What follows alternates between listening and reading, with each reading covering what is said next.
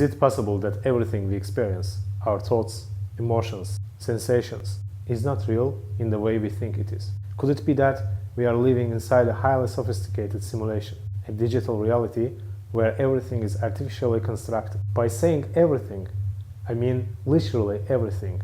The Big Bang, universe, our galaxy, our family, friends, we. I know it sounds crazy, but then again, doesn't a lot of what we accept as normal sound equally crazy if we look at it from a different angle?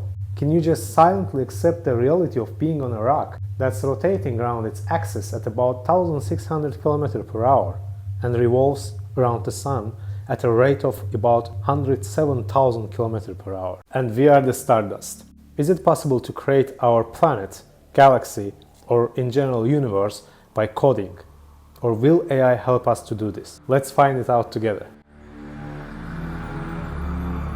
Let's start with the basics. The idea of the simulation theory was popularized by Nick Bostrom, a philosopher at Oxford University. He argues that one of three things is true. First, human civilization will go extinct before reaching a level where it can run simulations of this scale. Second, even if we do reach that level, advanced civilizations will have no interest in creating such simulations. And the third, we are almost certainly living in a simulated life. And if the third point is true, then everything what we know, the sound of my voice, the texture of the chair that you are currently sitting on, and your entire life history, all of them could just be lines of code, data in a supercomputer beyond our comprehension. How about physics? Some argue that the universe is behaving eerily similar to a computer simulation. The way particles behave while we are observing them, known as the observer effect, is strangely reminiscent of how graphics engines render the entire world at once. It renders only what the character sees. What if our universe operates under similar constraints?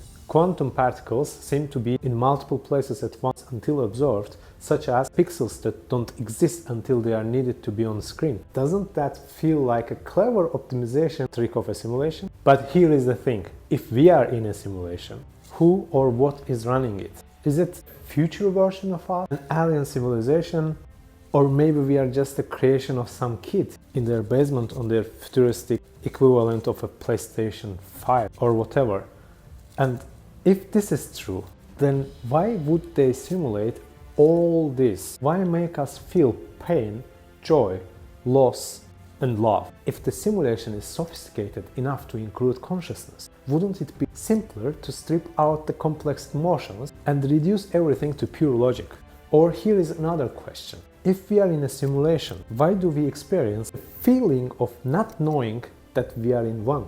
Why build in uncertainty, curiosity, and the ability to question our reality at all? I know that I gave you a lot of information at once. If you are already confused, I'm sorry to confuse you more now. Do you remember your childhood? The taste of your favorite snack? The feel of sand under your feet at the beach? Or your first heartbreak, and so on? What if those memories were just placed there? What if just a few moments ago, like last Thursday, someone or something hit the start button and all your life's memory were uploaded to your brain, so to the machine?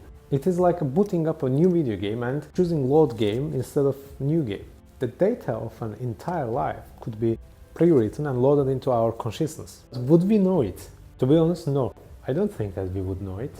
You have probably heard about the Mandela effect. I'm pretty confident that we wouldn't be able to tell the difference between the real memory or fake memory and what we do consider as a real in this case if everything is simulated. On the flip side, if life is just a series of pre-programmed experiences, then why does memory decay? Why do we forget things or misremember events? Wouldn't a simulated reality strive for efficiency and perfect recall? And most of you have played The Sims and the Minecraft. Aren't they the virtual worlds that we have already created?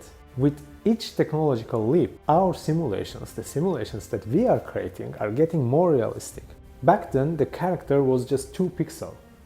But today, we have an NPCs that can make decisions, engage in the basic conversations, and even react to environment. If our technology has evolved rapidly in such short time span, then imagine what could we achieve in 100, 200 or 1000 years later. Of course, if we don't destroy ourselves. Creating a fully immersive and complex simulation of an entire universe wouldn't just be possible, but it might be inevitable. But those simulations that we have created arises another question. If we are already creating simulations, doesn't it become statistically more likely that we are in a simulation ourselves? If there is just one real universe, but infinite simulated ones, then our chance of being in the real one is dramatically low. On the other hand, if we are in a simulation, then we should, or even we must, see some glitches. And personally, I don't remember any time in my whole life that I saw some glitch. I don't know if you have.